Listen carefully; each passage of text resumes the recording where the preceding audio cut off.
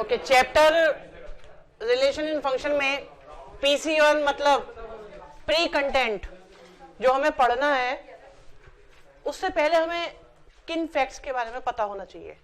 ये जितनी भी हमने PC करी है बहुत ही कम चैप्टर्स में, बहुत कम वर्कशीट्स में करी है, लेकिन वो इसलिए की जाती है कि आपको अगर किसी वर्कशीट को समझना है तो उससे पहले आपको क्या क्या पता होना चाहिए जरूर।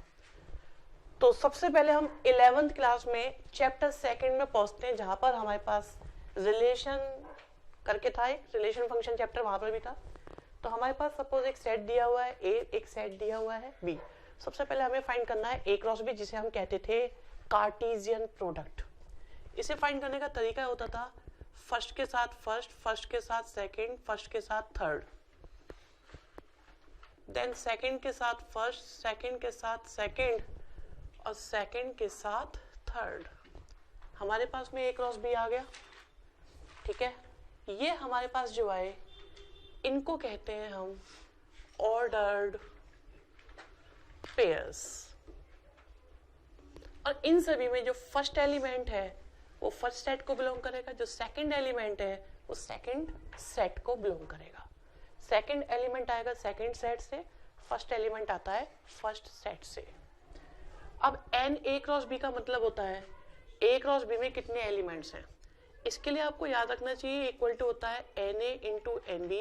एन ए का मतलब ए में कितने एलिमेंट्स हैं, बी का मतलब, तो टोटल आ गए हमारे पास 6। फिर आता है नंबर ऑफ सबसेट्स। आपको याद होगा 11th क्लास में नंबर ऑफ सबसेट्स का फॉर्मूला होता था 2n। तो यहाँ पर भी ए क्रॉस बी के अगर हम नंबर ऑफ सबसेट्स देखेंगे तो ये आ रहा है 2 की पावर 6। मैं ये आपको ध्यान दिलाना चाहूंगा कि ये एग्जैक्टली आ रहा है 2 की power n A into n B से, क्योंकि आपको 6 कहाँ से मिला था, एन ए क्रॉस बी से। एन ए क्रॉस बी से मिला था आपको ये, और एन ए क्रॉस बी की वैल्यू मिली थी n A into n B से।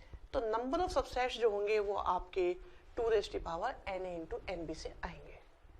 ओके, नेक्स्ट आता है ये आर जो है ए क्रॉस बी का क्या होता है। अब आर की बात आती है तो आर के लिए आपको समझना पड़ेगा सबसेट्स को।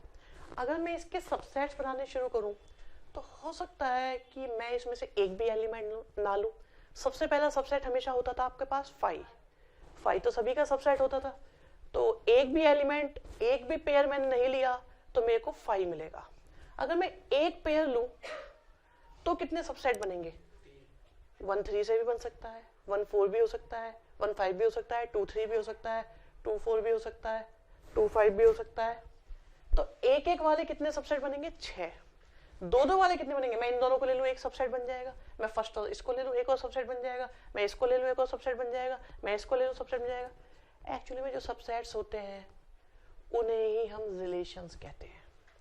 All possible relations equal to all possible subsets.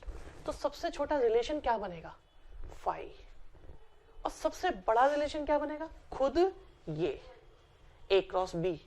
A cross B भी एक रिलेशन है, 5 भी एक रिलेशन है। मैं एक एक ही पेयर उठा लूं वो भी एक रिलेशन है। मैं 3 ले लूं, मैं 2 ले लूं, मैं 6 ले लूं, मैं 5 ले लूं, मैं 3 कुछ भी ले लूं इसमें से, मतलब 0 से लेकर मैं 6 पेयर्स में से मैं कुछ भी ले लूं, अगर उन्हें एक सेट में लिख दूं तो वही रिलेशन बोला जाता है। तो इससे एक बात पता चल गई कि सबसेट ही रिलेशन बनेगा। तो अगर सबसेट ही रिलेशन है तो रिलेशन जो भी होगा वो हमेशा ए क्रॉस बी के इक्वल होगा या उससे छोटा होगा। समझ में आई बात। अब इसमें ए क्रॉस बी में क्या है, हमारे पास पेयर्स। इसमें हमारे पास पेयर्स है जिसमें हम पहले एलिमेंट को ए, दूसरे को बी बोल सकते हैं।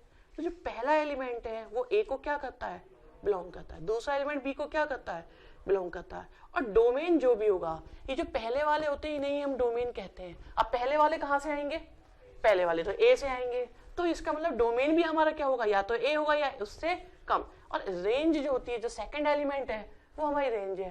तो रेंज कहाँ से आएगी, हमारे पास बी से। और आर किसका सबसेट होता है, ए क्रॉस बी का। अब बात आती है नंबर ऑफ रिलेशंस की। नंबर ऑफ रिलेशंस मैंने आपको बताया था नंबर ऑफ सबसेट्स, और नंबर ऑफ सबसेट्स कितने आते हैं, 2 की power n A into n B. तो ये हमारे पास आ जाएगा 2 की पावर 2 इंटू 3 से 2 की पावर 6 मतलब 64।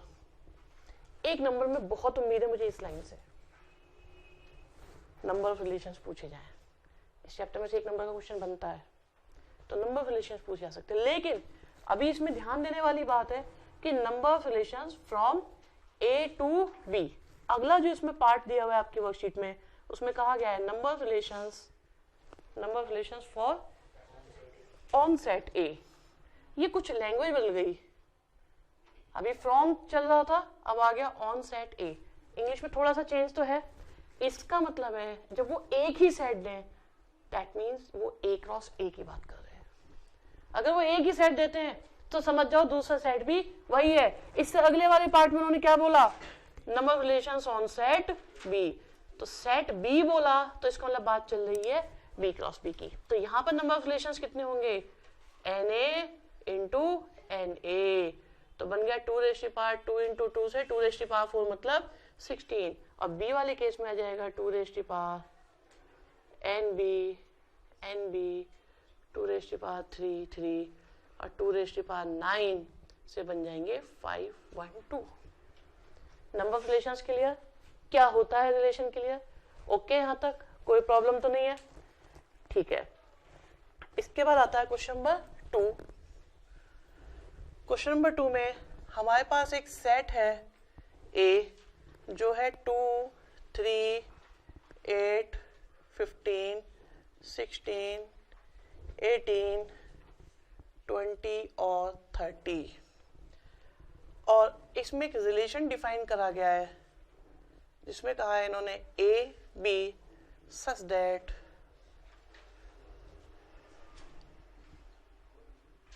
A is a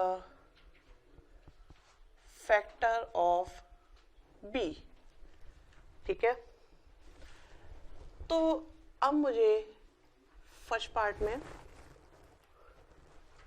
इस रिलेशन को फाइंड करना है। देखो यहाँ पर भी रिलेशन बताया हुआ तो है ही, पर यहाँ पर रिलेशन के बारे में लिखी हुई है लैंग्वेज। अगर लैंग्वेज में लिखा हुआ है तो इसका मतलब ये सेट बिल्डर फॉर्म है। और अगर मैं देखो, अगर मैं पेयर्स की फॉर्म में लिखूं इसे बोलते हैं रोस्टर फॉर्म, और अगर लैंग्वेज में लिखा हुआ है तो ये है सेट बिल्डर फॉर्म। तो अब फर्स्ट पार्ट में हमें पूछा है कि इसे आप रोस्टर फॉर्म में लिखो। रोस्टर फॉर्म में लिखने के लिए मुझे पेयर लिखने हैं। मुझे कैसे पेयर लिखने हैं, ऐसे पेयर लिखने हैं कि दोनों एलिमेंट किससे होने चाहिए, ए से ही होने चाहिए। इसका मतलब ये रिलेशन ए टू ए है, जैसी बात यहाँ पर हुई थी ए टू ए, ठीक है। और उसमें भी इन्होंने कहा है कि ये जो ए और बी आप लिखो वो ऐसे होने चाहिए कि ए जो है वो बी का फैक्टर होना चाहिए। तो सबसे पहले मैं सोचता हूँ यार क्या 2 का फैक्टर है, 2 तो 2 का फैक्टर है। जो डिवाइड कर दे दैट इज फैक्टर, जो डिवाइड हो जाए वो मल्टीपल, ओके। तो 2 जो है वो 2 को डिवाइड कर देगा, 2 इनमें से 3 को डिवाइड कर देगा, 8 को, 15 को नहीं, 16 को यस, 2 से 18, 2 से 20, 2 से 30। अब बारी आती है 3 की। 3 2 तो हो नहीं सकता, छोटा कभी भी नहीं होता। 3 के साथ 3, फिर 3 के साथ 8 नहीं 15, फिर 3 के साथ 18 और 3 के साथ 30। अभी और चलते हैं, बारी आती है फिर 8 की। 8 के साथ 8, 8 के साथ 16, रुकना पड़ेगा, फिर 15 के साथ 15, 15 के साथ 30, फिर 16 के साथ 16, 18 के साथ 18, 20 के साथ 20 और 30 के साथ 30। ये हमने आर निकाला, आर निकाला। अगर मैं सिर्फ यहां तक लिखूं ना कि पहला एलिमेंट भी ए से होना चाहिए, दूसरा एलिमेंट भी ए से, और आगे कोई कंडीशन ना हो, तो निकल के आ जाता है ए क्रॉस ए, क्योंकि हम सारे एलिमेंट्स को इन्वॉल्व करते हैं। और अगर एक कंडीशन लगा दें तो फिर सारे नहीं आएंगे, कुछ आएंगे। अगर कुछ आएंगे तो वो बनता है सबसेट, और अगर सबसेट बनता है तो वही हो जाता है रिलेशन, ठीक है। अगला पार्ट, सेकंड पार्ट में ये कहते हैं कि डोमेन निकालिए आप आर का। हमें डोमेन निकालना है आर का। आर का डोमेन अगर निकालना है तो जो पहले है वही हमारा डोमेन है। तो 2 भी आया, 3 भी आया, 8 भी आया, 15 भी आया, 16 भी आया, 18 भी आया, 20 भी आया और 30 भी आया।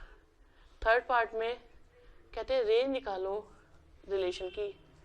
अभी रेंज में देखो 2 आया, 3 भी आया, ठीक है, 8 भी आया है, 15 भी आया है, 16 भी आया है, 18 भी आया है, 20 भी आया है और 30 भी आया है। समझ में आया यहाँ तक? इसके बाद खत्म। थर्ड क्वेश्चन में हमारे पास एक सेट दिया हुआ है जिसमें 1 2 3 से लेकर चलते जा रहे हैं कहाँ तक? 50 तक। और ये कहा गया R is a relation is square of,